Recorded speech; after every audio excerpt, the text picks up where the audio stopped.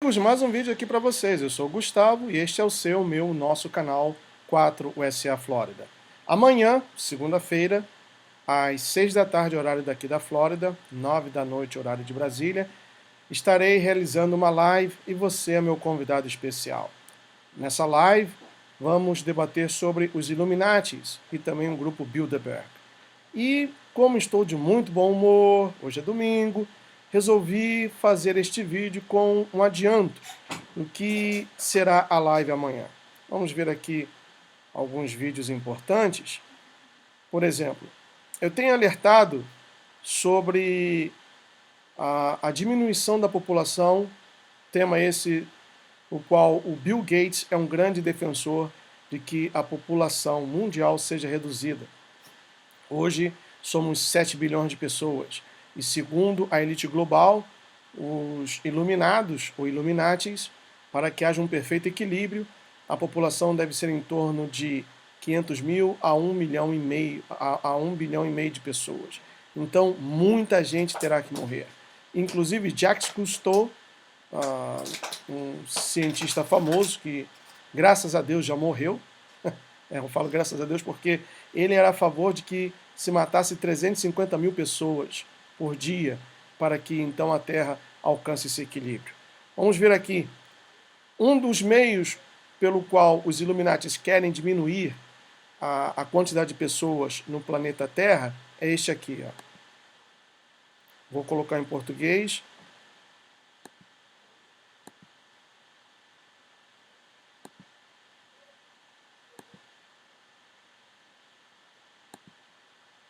It's 12 o'clock. Ups. E foi, saiu.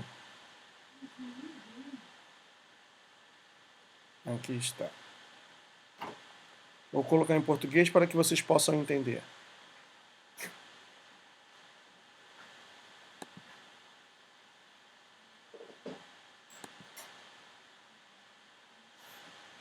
My first involvement with the pharmaceutical industry was as a pharmaceutical sales rep for Merck back when Vioxx was on the market.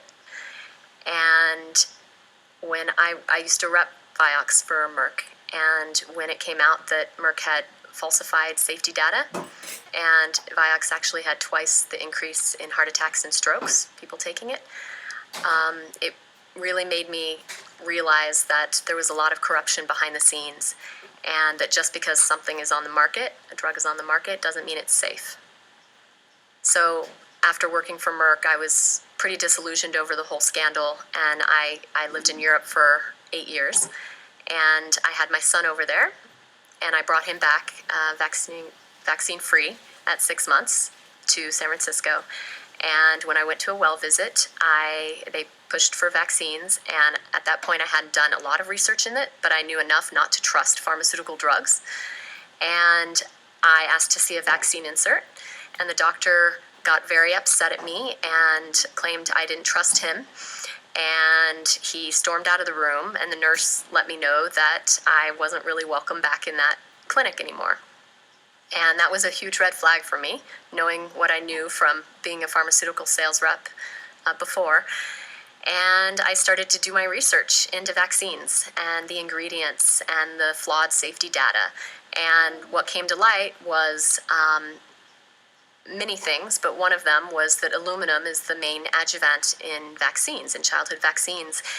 And I had experience with that, with researching that and the toxicity of aluminum, because my grandmother had breast cancer and the doctor biopsied her tissues and there were high levels of aluminum, and he told us that she needed to get off traditional deodorant, and that the aluminum in there was linked to breast cancer. It was carcinogenic. So that was a big red flag for me when I realized those were in childhood vaccines, and I couldn't believe it, actually.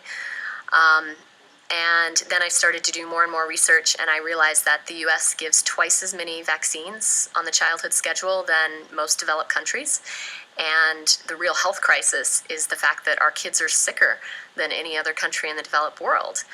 And this is despite spending more per capita on healthcare. So we have highest rates of SIDS, asthma, food allergies, ADHD, childhood leukemia, diabetes, type 1.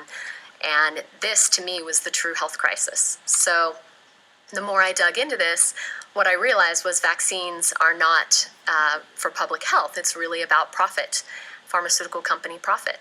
And the thing about vaccines is that you don't have to do the same rigorous safety studies as you do for other pharmaceutical drugs because they're classified as a public health measure versus a pharma drug. So for vaccines, they have a totally different type of safety study. It's very short in duration. It's not double-blind, placebo-based, which is the gold standard for pharmaceutical drugs. And vaccines aren't held to the same rigorous safety studies. So if you look into them, it's very easy to manipulate the data and present that as something that's safe. But if you really look into the studies and look into the toxicity of the adjuvants and the additives, you realize that the safety studies are not proving safety at all. In fact, there are a lot of studies on the other side showing that a lot of the additives in vaccines are very toxic, especially to children who have very immature immune systems.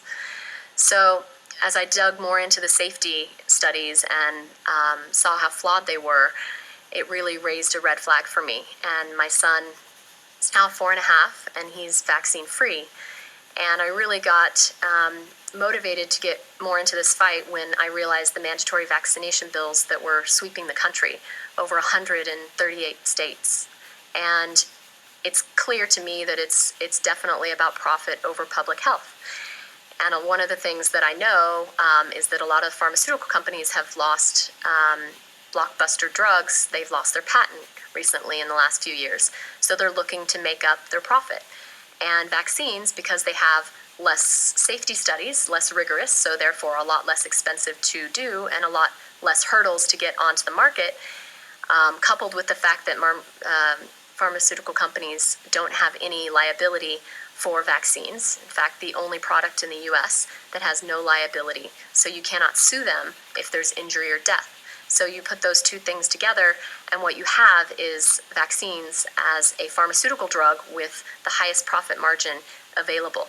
And if you make those mandatory and you keep increasing the schedule, it's basically using our children to profit off of.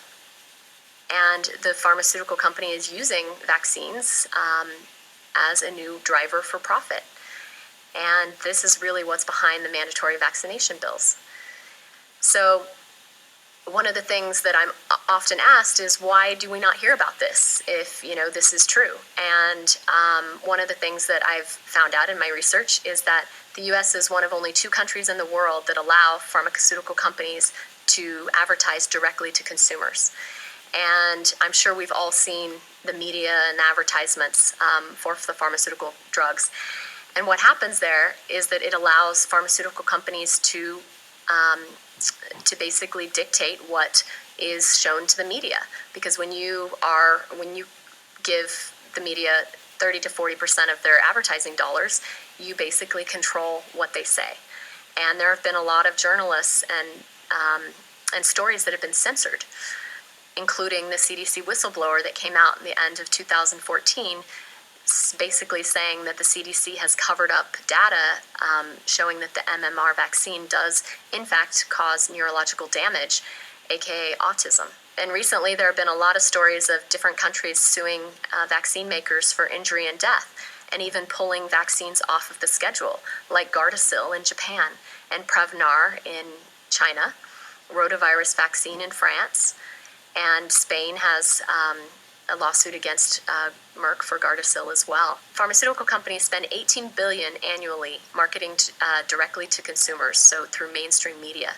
Yet they spend 6 times that marketing to doctors through health insurance plans, through educational conferences, through materials, through studies that are published in medical journals, all of these types of things.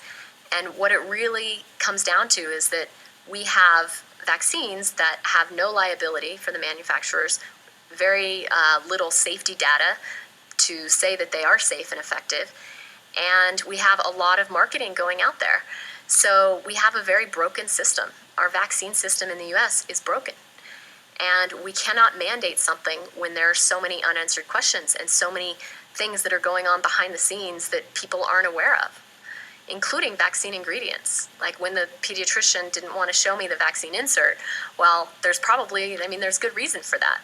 There's aluminum, formaldehyde, fetal cells, animal cells. There are a lot of things in there that other countries, A, ban from being ingested, and therefore have vaccines that don't include these ingredients, and B, have unknown consequences that we have no data on right now. And so it's basically playing Russian roulette with our children. And, pharma is saying, oh, it's all about public health and public safety. And I'm saying, hey, why don't we have more data on what this really will do? Long-term studies on what this is doing inside of our bodies and to our children. Because right now we have the sickest children in the developed world. Something is going on here. It's probably not just vaccines. It's a chemical cocktail of pesticides and pollutants in our water and air. But vaccines are often a trigger because genetically we need a trigger to express these kinds of diseases and issues that we have.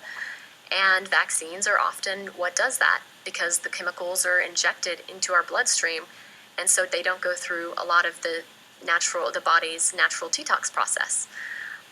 They go straight to the brain through past the blood-brain barrier. And we need to ask these difficult questions. And until we have more information, we absolutely cannot mandate vaccines. There has to be a choice. If there's a risk, there has to be a choice. If you like this video, please hit the like button. If you have any questions or comments, please post in the comments section. And if you want to see more videos like this, please subscribe to my YouTube channel. Aí está, pessoal. Essa é apenas uma palhinha do que nós vamos comentar. Tá? Tem aqui um vídeo interessante. Olha, você que está sofrendo no Brasil com Zika, com o vírus da Zika, olha de onde vem.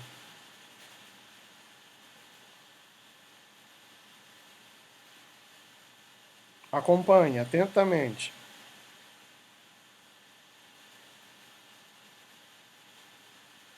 €600 a vacina.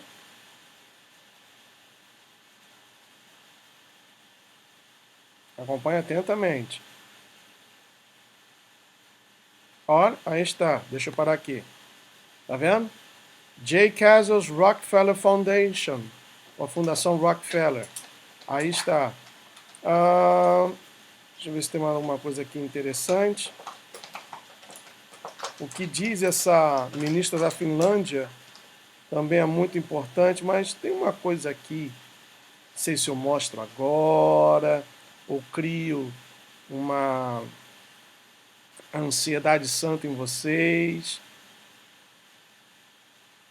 Aqui está o que venho falando em alguns vídeos sobre o mosquito da Zika, da fundação desse senhor aqui. Melhor mostrar amanhã, né? Então vou deixar vocês com essa curiosidade, tá bom?